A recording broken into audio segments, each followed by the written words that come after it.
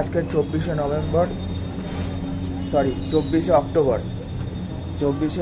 এখন বাজে সকাল 6:20। আজকে আমরা ফতেপুর সিকরির দিকে যাচ্ছি। আগ্রা থেকে 40 কিলোমিটার দূরে ফতেপুর সিকরি। ঘুরতে টাইম লাগে, তোমরাও যখন আসবে তো হাতে সময় নিয়ে আসবে। এই হচ্ছে আমাদের guest house, Shriram guest house,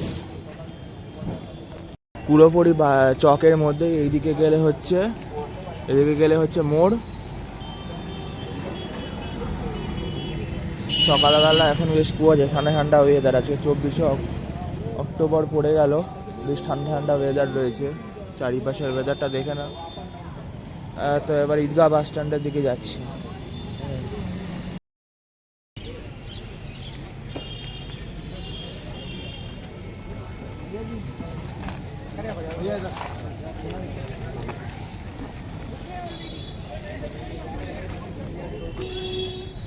তো এটা আমরা চলে এসেছি ঈদগাহ বাস স্ট্যান্ড, ফতেপুর সিকরি যাওয়ার জন্যে। এটা হচ্ছে বাস, ওইখান থেকে এন্ট্রি নেওয়ার পরে দেন এইখানে আসতে হবে। 55 करते हैं, 55 55 नंबर में ईदगाह बस स्टैंड से बस मिलेगा।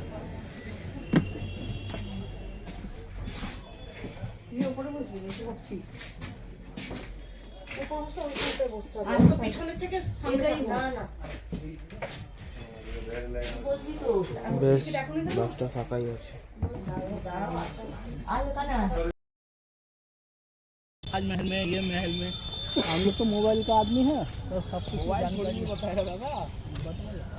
इसकी तो सभी लोग मुगलों का वो तीसरा बादशाह सम्राट अकबर ने ये बिल्डिंग इसलिए बनाया, अकबर को हिंदू वाइफ से, जोधा बाई से एक छैला पैदा हुआ ना जहांगीर, जिसका नाम दिया सलीम। वो एक है पैदा हुआ था, लेकिन वो पैदा हुआ था एक तो बाबा के आशीर्वाद से, जिस बाबा का नाम आके सलीम चिश्ती। तो अंदर अकबर एक गुरु समाधि आके सलीम चिश्ती। ये सामने जो गेट है ना, ये गेट का नाम दिया बुलंद दरवाज़ा, विशाल गेट। ये दरवाज़ा पब्लिक के जाने का, जनता के लिए। उसके पीछे छोटा गेट दिया, वही गेट अकबर के जाने का था। वही गेट का नाम आके बादशाही दरवाज़ा। हम लोग जो उठेगा वो छोटे गेट से उठेगा, क्योंकि विशाल गेट से उठेगा तो 52 सीढ़ी उठना पड़ेगा। तो वो छोटे गेट से हम लोग विशाल गेट पर आ जाएगा। ठीक है।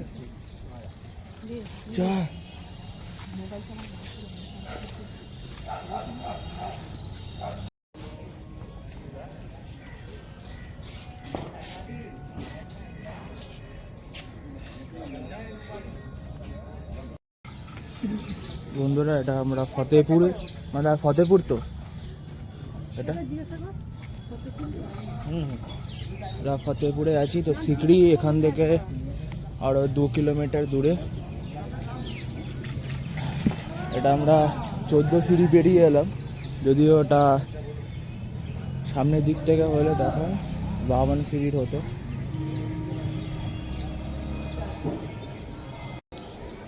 তো আমরা এখন আছি এই মুহূর্তে ফতেপুরে। ফতেপুর ঘুরতে গেলে জুতো খুলে ঘুরতে লাগে। বাইরে যেটা জুতো খুলে 10 টাকা করে পার জুতো, মানে পার পার্সন 10 টাকা করে লাগে। তো তোমরা যখন আসবে একবার চেক করে নেবে। ফতেপুর সিকরি ভারতের এক ঐতিহাসিক বিস্ময়, যা উত্তরপ্রদেশের আগ্রার কাছে অবস্থিত, মানে আগ্রা থেকে 40 কিলোমিটার প্রায় দূরে।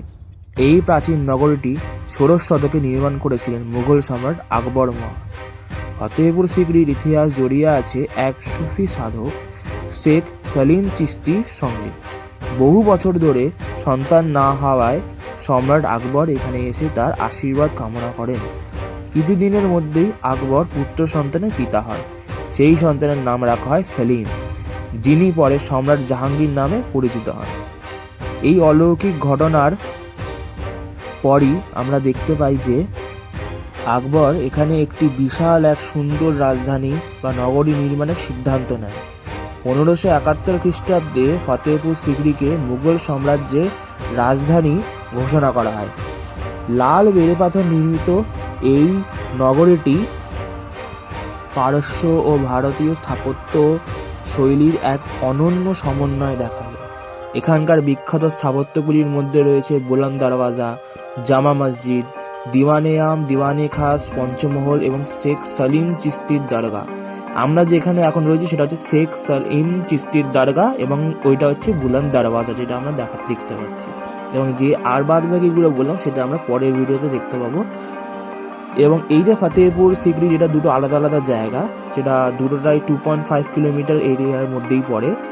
তবে এই জায়গায় জলসংকট দেখা গেছিল, এবং জলসংকট ও কৌশলগত সমস্যার কারণে মাত্র 14 বছর পর আকবর রাজধানী স্থানান্তর করতে বাধ্য হন। ধীরে ধীরে ফতেহপুর সিকরি পরিত্যক্ত নগরীতে পরিণত হয়। আজ ফতেহপুর সিকরি একটি ইউনেস্কো বা বিশ্ব ঐতিহ্যবাহী স্থান, যা মুঘল স্থাপত্য ও ধর্মীয় সহনশীলতা এবং ইতিহাসের গৌরবময় অধ্যায়ের সাক্ষ্য বহন করে। নীরব ধ্বংসাবশেষের মধ্যেও ফতেহপুর সিকরি আজও ইতিহাসের গল্পে বলে যায়। কিন্তু এখনকার দিনে যে আমাদের যে গভর্নমেন্ট করেছে কি, এটাকে আরো নতুন করে সাজিয়ে তুলেছে। এটা এখন আর পরিত্যক্ত নেই, এখন মানুষের জন্য এটা খোলা। তোমরা যখনই পরে যাও না কেন অবশ্যই ঘুরে আসবে। এই যে তোমরা দেখতে পাচ্ছ এই সমাধিগুলো, এগুলো হচ্ছে পায়রা, এগুলো হচ্ছে ওখানকার পায়রা যারা থাকতো, এই পায়রার সমাধি।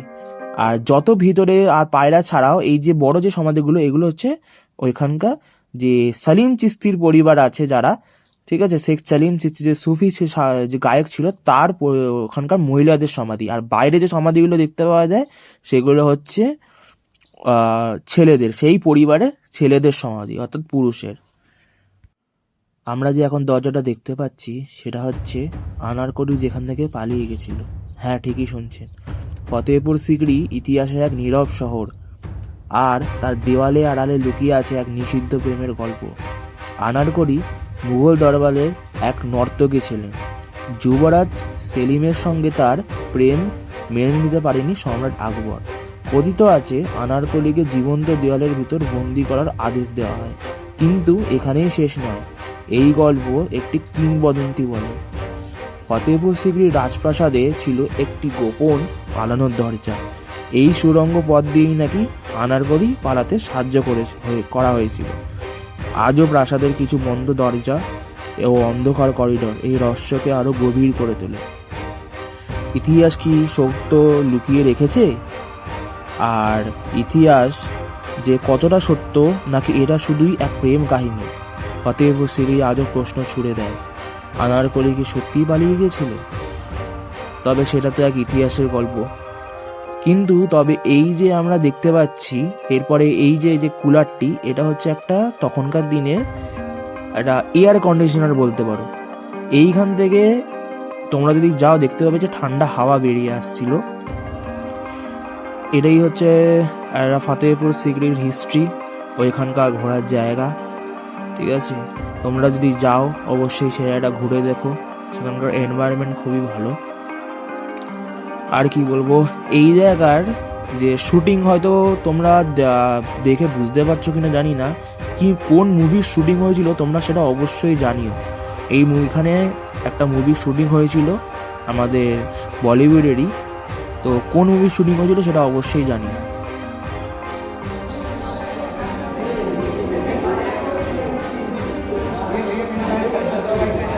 এটা হচ্ছে আকবরের সময়কার পাথর, এটা হচ্ছে কুলার। তোমাদের সামনে যেটা তোমরা দেখতে পাচ্ছ এটা হচ্ছে বাবা সেলিম চিশতি দরগা। এখানটা হচ্ছে পুরো এটা করা, আর পিছনের দিকে আমাদের যেটা দেখালাম ভিতরে আনারকলি যেখানে পালিয়ে গেছিলো সেই জায়গাটা রয়েছে, এবং এটা হচ্ছে পুরো দরগাটা। তোমরা গেলে অবশ্যই জায়গাটা দেখো এবং দেখো জায়গাটা কীরকম, এবং ভিডিওতে অবশ্যই জানিও কমেন্ট বক্সে জায়গাটা কীরকম।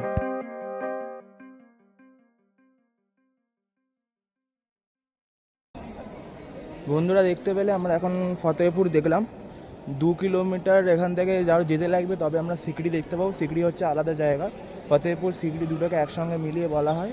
তো এরপরে আমরা সিকরিতে যাব, ওখানে গিয়ে আলাদা গাইড নেবো। তো ফতেহপুরটা দেখা হলো, বেশ ভালো জায়গা ফতেহপুরটা দরগা। তোমরা অবশ্যই যখন আসবে আগ্রার দিকে ফতেহপুর সিকরি একবার আসার চেষ্টা করবে। আজ আমাদের হিস্ট্রির ব্যাপারে তোমাদের বললাম, তো যাই সিকরির দিকে। তো সিকরি দিকে দেখা হচ্ছে।